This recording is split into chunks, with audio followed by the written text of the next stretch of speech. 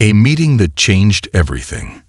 The unforgiving desert stretched endlessly before John Harrison's helicopter, the rhythmic thudding of its rotors providing a stark counterpoint to the silence below. John, a seasoned UN relief pilot, had seen more destruction and despair than most men twice his age. But no amount of experience could fully prepare anyone for the relentless brutality of a war zone. Today was no different. He had been tasked with delivering emergency supplies to a makeshift hospital in a remote, war-ravaged African village. The helicopter trembled as a sudden gust of wind swept across the barren landscape, forcing John to tighten his grip on the controls. Through the dust and heat waves, he could make out the skeletal remains of what had once been a bustling community. Buildings were reduced to rubble, and the air carried the acrid stench of burnt wood and decay. The village was eerily quiet, save for the distant crackle of gunfire. His mission was clear: drop the supplies and evacuate. As he descended, a stray missile streaked past, exploding perilously close. The force of the blast threw the helicopter into a violent shudder, and John's heart raced as alarms blared. He fought to stabilize the aircraft, his hands moving instinctively over the controls. The ground rose rapidly to meet him, and with one final desperate maneuver, he managed to land the helicopter in a narrow clearing surrounded by debris. The silence that followed was deafening. John sat frozen for a moment, his chest heaving, before forcing himself to unbuckle and step out. The village was a graveyard, its streets littered with remnants of shattered lives. Yet, amidst the desolation, a small figure caught his eye. She stood near the remnants of what had once been a school, her tiny frame silhouetted against the backdrop of destruction. Her clothes were torn and dirty, her face streaked with soot, but her posture was upright, almost defiant. In one hand, she clutched a makeshift doll, little more than rags tied together with string. John's breath caught as their eyes met. Hers were dark and intense, filled with a quiet resilience that seemed out of place in someone so young. "Hey," John called softly, raising his hands to show he meant no harm. "It's okay. I'm here to help." The girl didn't move, her gaze unwavering. He crouched to her level, keeping his voice calm and steady. "My name is John. I'm with the United Nations. I can take you somewhere safe." For a moment, there was no response. Then, slowly, she took a step forward. "Amara," she said, her voice barely above a whisper. "Amara," John repeated with a small smile. "That's a beautiful name." She hesitated, then extended her free hand. It was small and dirty, trembling slightly as it hovered in the air. John's heart ached as he reached out to grasp it gently. Her trust, given so freely in the midst of unimaginable chaos, was humbling. "Come on," he said, standing and leading her toward the helicopter. "We need to get out of here." Amara clutched his hand tightly as they navigated the rubble-strewn streets. The weight of her trust settled heavily on John's shoulders. He wasn't just her rescuer, he was now her lifeline. When they reached the helicopter, John helped Amara climb aboard and secured her in the co-pilot's seat. As the rotors spun to life, kicking up clouds of dust, he glanced at her. She was staring out the window, her expression unreadable. He wondered what she was thinking, what she had seen, what she had lost. The flight to the nearest safe zone was tense, every second fraught with the possibility of attack. But Amara remained calm, her hands clutching the doll tightly. John couldn't help but admire her composure. She had endured horrors he couldn't begin to imagine, yet she carried herself with a quiet strength that belied her years. When they finally landed at a UN base on the outskirts of the conflict zone, relief washed over John. He helped Amara down and led her toward the medical tent. She needed food, water, and medical attention. But as they walked, she tightened her grip on his hand, refusing to let go. "You're safe now," he assured her. "These people will take care of you." Her eyes met his, filled with a mixture of hope and uncertainty. "Will you stay?" she asked, her voice trembling for the first time. John hesitated. His mission was to rescue, not remain. But something about Amara's plea tugged at him. He had lost his own daughter years ago, a tragedy that had driven him to dedicate his life to saving others. In Amara, he saw a chance to do more than just rescue. He saw a chance to heal, not just her, but himself. "I'll stay," he promised.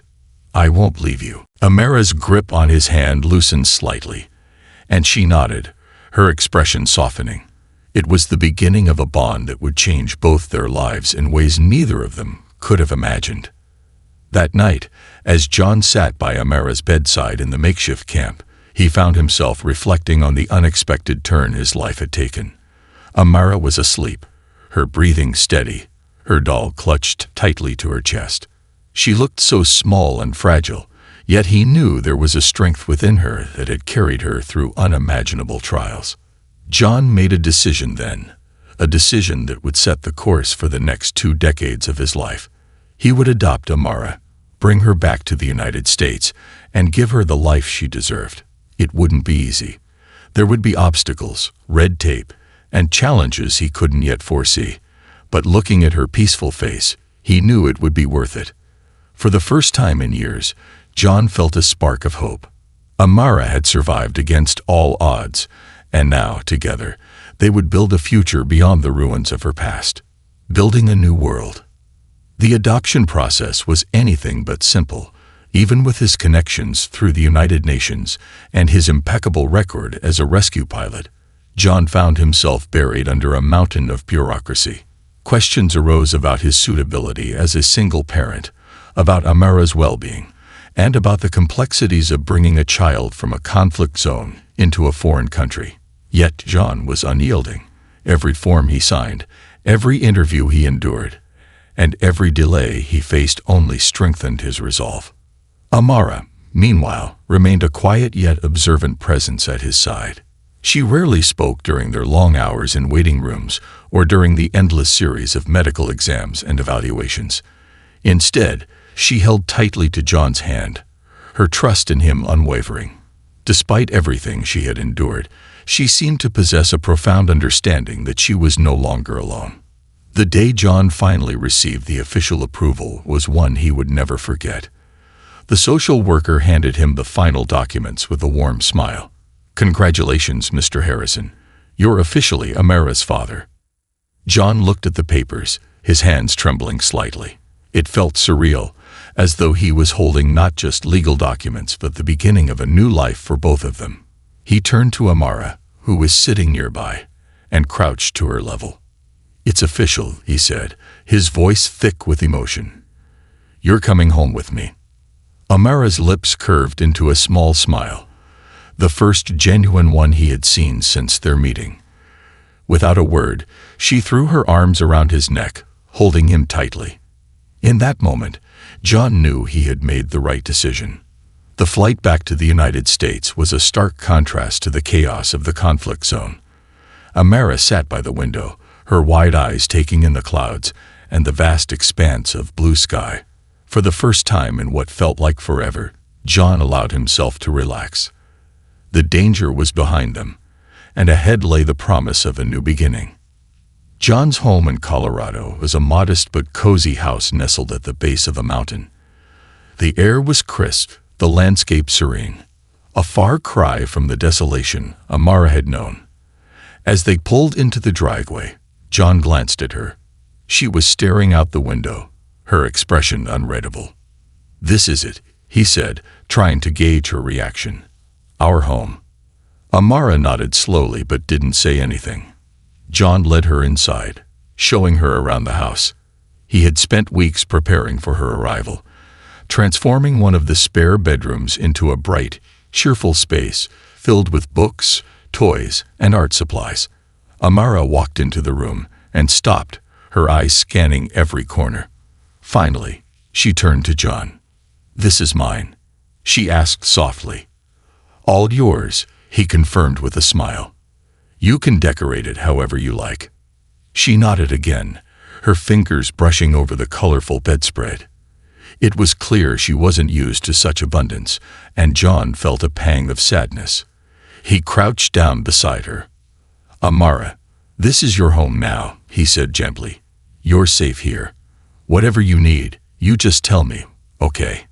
Her eyes met his, and for a brief moment, he thought he saw tears glistening.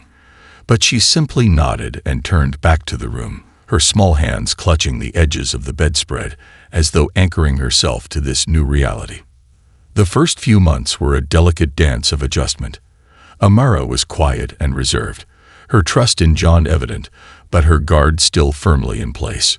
She explored her new environment cautiously, as though expecting it to disappear at any moment. John, for his part, was patient. He understood that healing would take time, and he was determined to give her all the space she needed. Their days settled into a gentle rhythm.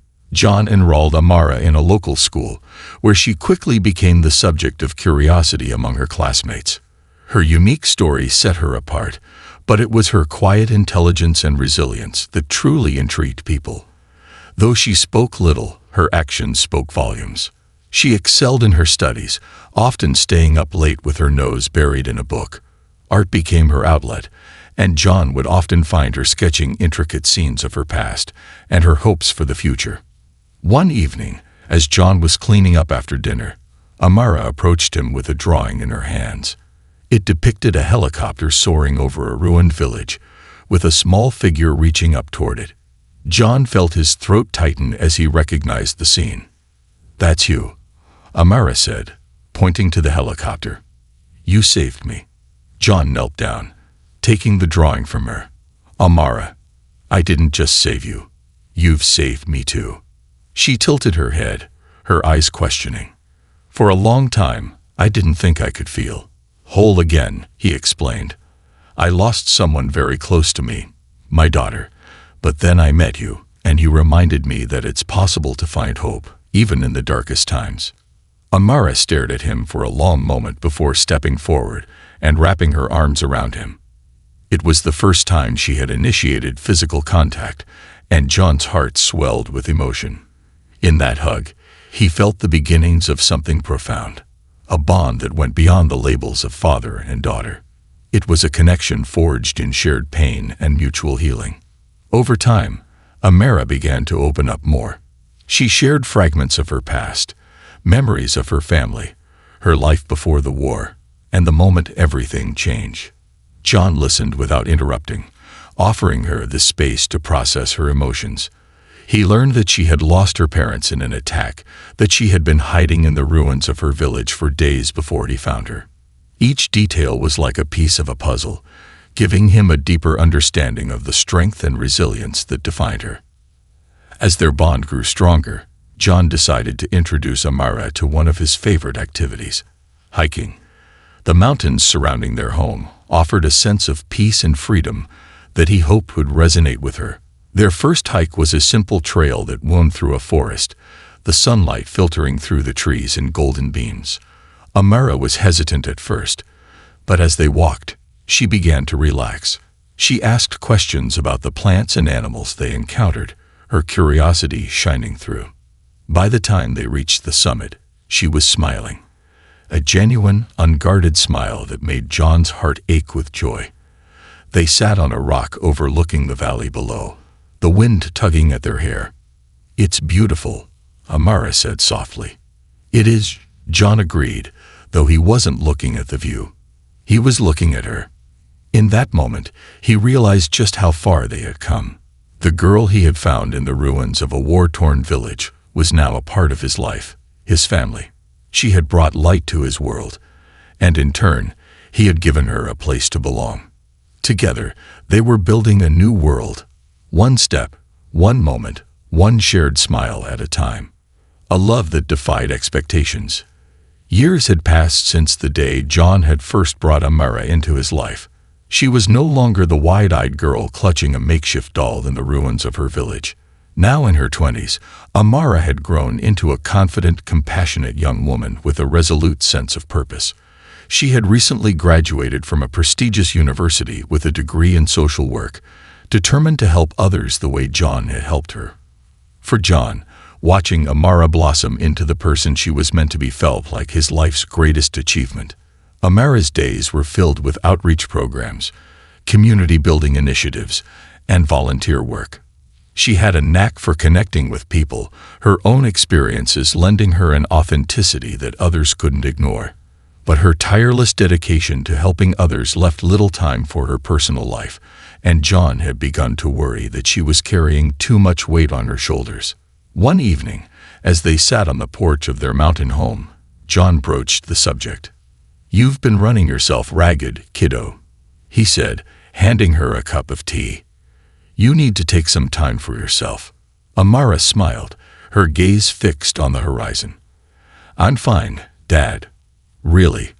I like staying busy." "I know you do," he said gently, "but you can't pour from an empty cup. You deserve a life outside of your work." Amara glanced at him, her expression softening. "You sound like one of my professors," she teased. "Well, maybe they had a point," John replied. "Promise me you'll think about it." "I promise," she said with a nod, though John suspected it was more to ease his worry than a commitment to changing her habits. Not long after, Amara came home one evening with an unusual lightness in her step. John noticed immediately. "Something happened today?" he asked casually as she joined him at the dinner table. Amara hesitated, then nodded. "I met someone." John raised an eyebrow, his curiosity piqued. "Oh, and who might this someone be?"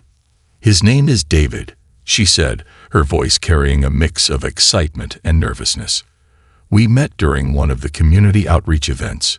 He's different." "Different how?" John pressed, though he already sensed this was significant. Amara took a deep breath. "He's in a wheelchair. He had an accident a few years ago that left him paralyzed from the waist down. But he's amazing, Dad. He's smart, kind, and so determined. He volunteers at the center and teaches kids how to play adaptive sports." John studied her, noting the way her eyes lit up as she spoke. It was clear that David had made an impression. "He sounds like a good man," he said finally. "When do I get to meet him?" Amara laughed, her cheeks flushing. "Let's not rush things. We're just getting to know each other." Over the next few months, David became a regular topic of conversation in their home. Amara would recount their outings, their shared passion for helping others, and the many ways David inspired her. John listened with growing admiration for the man who had captured his daughter's heart. The day John finally met David, he understood immediately why Amara had been drawn to him. David was warm and charismatic, his wheelchair seeming almost like an extension of his personality rather than a limitation. He greeted John with a firm handshake and a wide smile, instantly putting him at ease. "It's an honor to meet you, Mr. Harrison," David said. "Amara's told me so much about you." "Likewise," John replied. "She speaks very highly of you." As the evening unfolded, John observed the way David and Amara interacted. Their connection was undeniable, their conversations filled with an easy camaraderie that spoke of mutual respect and deep affection. By the end of the night, John couldn't help but feel grateful that Amara had found someone who truly appreciated her. Their relationship blossomed quickly, and before long, David proposed. Amara's face was a mixture of shock and joy when she shared the news with John. "He asked me to marry him," she said, holding out her hand to show the simple but elegant ring. John's eyes glistened with emotion as he pulled her into a hug. "Congratulations, sweetheart. He's a lucky man." The wedding planning began in earnest, and their once quiet home was soon bustling with activity. Amara wanted a simple ceremony, one that reflected their shared values of love and community. David, ever the pragmatist, insisted on focusing on accessibility to ensure all their guests could enjoy the day. As the big day approached, John found himself reflecting on how far they had come. He thought back to the moment he had found Amara in the ruins of her village, a lost and vulnerable child. Now she was a radiant, self-assured woman about to start a new chapter of her life. It was a bittersweet realization, but one that filled him with immense pride. The wedding took place on a crisp autumn afternoon, with golden leaves carpeting the ground and a clear blue sky overhead. Amara walked down the aisle arm in arm with John, her face glowing with happiness. David waited at the altar, his smile wide and unwavering. As the ceremony unfolded, John couldn't help but marvel at the journey that had led them here. Amara had faced unimaginable challenges, yet she had emerged stronger, more compassionate, and more determined than ever. And now she had found a partner who saw her for the remarkable person she was. After the vows were exchanged and the rings were placed, the officiant pronounced them husband and wife. The crowd erupted into cheers as David and Amara shared their first kiss as a married couple.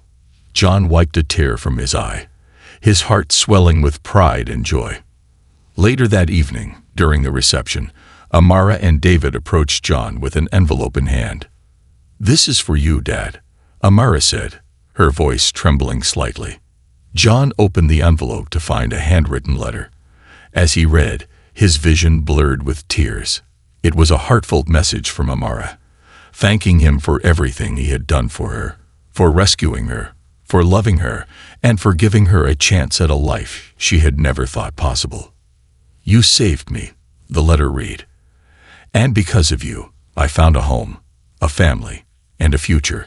I can never repay you for what you've given me, but I hope I can make you proud." John looked up to find Amara and David watching him, their expressions filled with love and gratitude.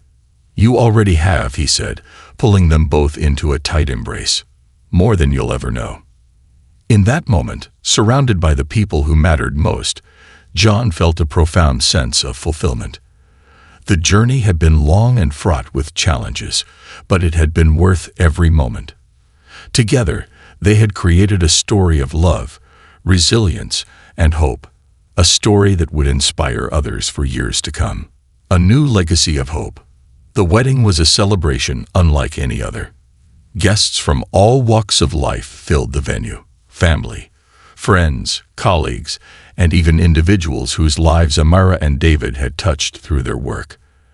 As the music played and laughter echoed through the crisp autumn air, John couldn't help but feel an overwhelming sense of pride.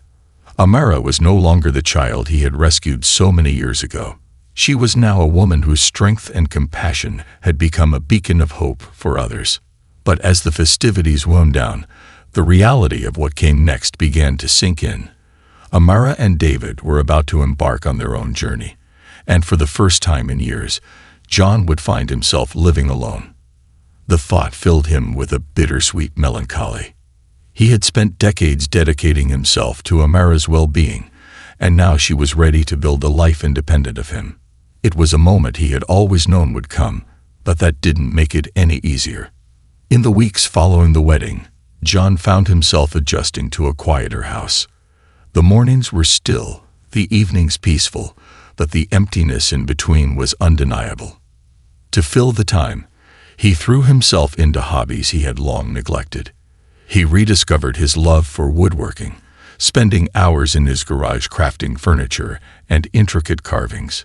He also began volunteering at a local shelter, inspired by Amara's example of giving back to the community.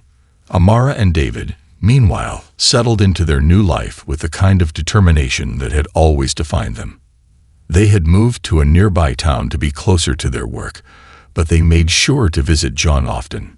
Sunday dinners became a cherished tradition, a time for them to share stories, laughter, and plans for the future. One evening, during one of these dinners, Amara and David arrived with an air of excitement. Amara's eyes sparkled as she handed John a small envelope. "What's this?" John asked, his brow furrowing in curiosity. "Open it and see," Amara said, her voice brimming with anticipation. Inside was a photograph of an empty plot of land, nestled in the rolling hills just outside their town. Attached was a note that read, "The future home of the Harrison Community Center." John looked up, his eyes wide. "What's this about?" "It's our next project," David explained, his smile broad. "We've been working on this for months. We want to build a community center in your honor, a place where people can come together, find resources, and create opportunities. It'll be a safe space for children, families, and anyone in need," Amara added, "just like you created a safe space for me when I needed it most." John was speechless. The idea was overwhelming, humbling. "You," You're naming it after me." Amara nodded. "None of this would have been possible without you, Dad. You've inspired us every step of the way." For a moment, John could only stare at the photograph, his heart swelling with pride and emotion. Then, with a trembling voice, he said, "You have no idea how much this means to me." The planning and construction of the Harrison Community Center became a family affair. John found a renewed sense of purpose in helping Amara and David bring their vision to life. He attended meetings with architects, pored over blueprints, and even contributed his woodworking skills to craft custom benches and furniture for the center. Each piece he built was a labor of love, a tangible representation of the bond they shared. As the months turned into years, the community center began to take shape. What had once been an empty plot of land transformed into a vibrant hub of activity. The building itself was a testament to collaboration, its walls adorned with murals painted by local artists, and its spaces designed to accommodate a wide range of activities.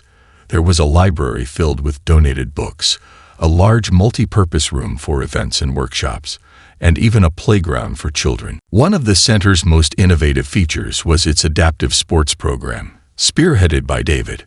Using his own experience as a guide, he created a space where individuals with disabilities could learn and play without limitations. Watching David mentor young athletes, John felt an immense sense of admiration. He had always known David was special, but seeing him in action reaffirmed just how lucky Amara was to have found him. Amara, on the other hand, took charge of the center's outreach programs. She organized food drives, literacy campaigns, and job training workshops, ensuring that the center served as a lifeline for the community. Her passion and dedication were infectious, drawing volunteers and supporters from all over.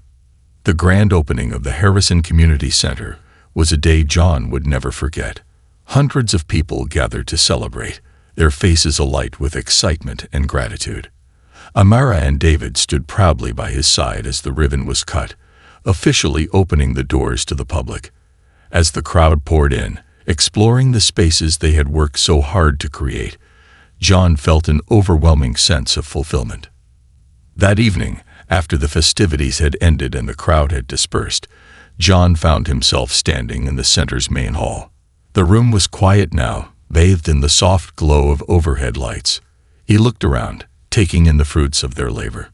"This is incredible," he murmured, more to himself than anyone else. Amara appeared beside him, her expression warm. "It's because of you, Dad. You gave me a second chance at life, and now we're giving that chance to others." John turned to her, his eyes misty.